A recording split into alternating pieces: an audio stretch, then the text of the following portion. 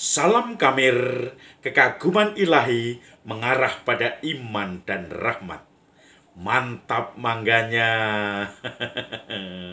Kemarin saya tidak bisa tidur, kemudian saya ambil galah dan saya panen beberapa mangga ini, mangga golek, dan ternyata saya juga dapat bekas codot yang ada di pohon. Kemudian saya makan, manis sekali rasanya.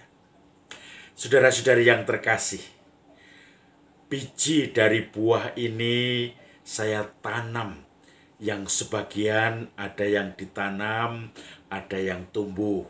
Sebagian ada yang tidak tumbuh sama sekali.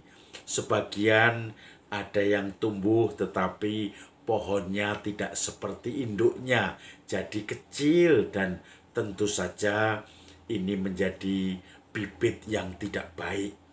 Dan belum tentu bibit yang bagus ternyata bisa tumbuh nanti menjadi pohon mangga yang bagus seperti induknya juga. Karena itu tergantung pada jenis tanah, tergantung kepada bagaimana dirawat, tergantung kepada bagaimana air yang ada, dan kemudian seluruh zat-zat yang dibutuhkan oleh calon pohon itu sendiri. Saudara-saudari yang terkasih, hari ini Injil berbicara tentang Yesus yang keluar dari rumah dan duduk-duduk di pinggir pantai. Ternyata banyak orang yang berbondong-bondong datang ingin mendengarkan ajaran Yesus. Maka Yesus memilih satu perahu, kemudian ke tengah pantai, agak ke tengah, dan orang banyak itu duduk di pantai. Lalu Yesus mulai mengajar. Ada seorang yang pergi keluar untuk menabur benih. Benih itu ada yang jatuh di pinggir jalan, sehingga kemudian datanglah burung untuk memakannya. Maka benih itu tidak sempat tumbuh. Ada juga benih yang jatuh di tanah berbatu, maka tumbuh dengan cepat, tetapi ketika sudah panas karena tidak mengakar berbatu, kemudian pohon itu atau benih itu akhirnya tunas yang muncul di situ juga kering dan mati. Ada juga yang jatuh di tanah semak duri, dan ternyata begitu tumbuh bersama-sama dengan semak dan terhimpit oleh semak itu, akhirnya mati. Dan ada yang jatuh di tanah yang subur dan kemudian berbuah. Ada yang 4 kali lipat, 10 kali lipat, 5 kali lipat. Hendaklah engkau mendengar perumpamaan ini. Saudara-saudari yang terkasih, kita bisa merenungkan bahwa benih itu adalah sabda Tuhan. Benih itu selalu tumbuh dan berkualitas baik karena dia adalah sabda Tuhan.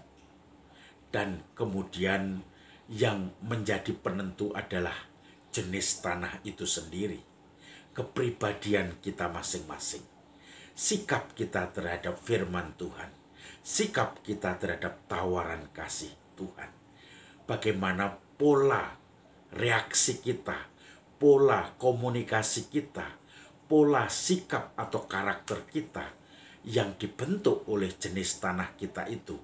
Dan itu yang akan mempengaruhi bagaimana kita bersikap terhadap Tuhan dan terhadap firman yang disampaikannya.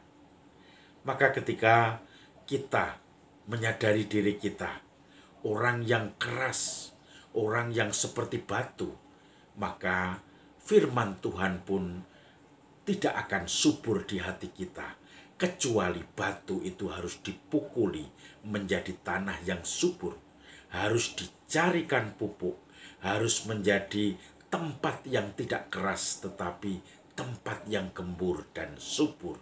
Dan disitulah kita bisa menjadi tanah yang subur, karakter pribadi yang subur terhadap firman Tuhan.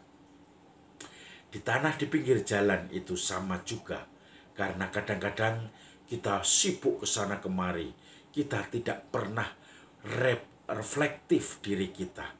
Setiap peristiwa-peristiwa yang sebetulnya adalah berkat Tuhan, tanda dari Tuhan, tidak pernah kita perhatikan, tidak pernah kita catat dalam hati, tidak pernah kita refleksikan dan kita endapkan, sehingga semuanya menjadi masuk telinga kanan, keluar telinga kiri, hilang semuanya. Kita merasa tidak pernah ada kehadiran Tuhan di dalam sejarah hidup kita. Di tanah yang mulai karakter orang yang terombang-ambing seperti tanah yang penuh dengan ilalang.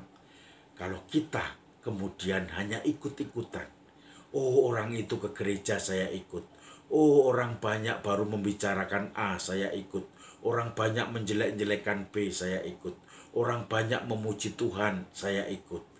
Nah, tentu saja ini tidak akan menjadi pribadi, menjadi milik pribadi dari kita semua. Karena kita akan gampang terhasut, gampang terhimpit oleh penilaian-penilaian masyarakat orang banyak yang kadang-kadang justru menumpulkan kita, membuat kita mundur karena penilaian orang banyak itu belum tentu benar. Dan ketika orang banyak mulai menilai orang lain, kita pun menjadi ikut-ikutan. Tetapi ketika kita semua terbiasa dengan permenungan, kita semua terbiasa dengan mencari kehendak Tuhan, kita semua terbiasa dengan tidak reaktif dalam setiap peristiwa, tetapi reflektif, mencoba mengendapkan apa maksud Tuhan, mencoba untuk mencari kekuatan iman setiap kali ada kesulitan-kesulitan hidup kita, beban hidup kita. Maka di situ kita menjadi tanah yang subur, yang siap untuk benih, yang tumbuh dan berbuah berkali lipat-kali lipat. Maka saudara-saudari yang terkasih, mari kita coba kenali jenis tanah kita, lalu kita pupuk, kita coba cangkul, kita coba bajak, kita coba mempersubur jenis tanah kita, supaya akhirnya firman Tuhan, benih yang jatuh di hati kita, akan berbuah 10 kali lipat. Salam Kamil, kekaguman ilahi mengarah pada iman dan rahmat.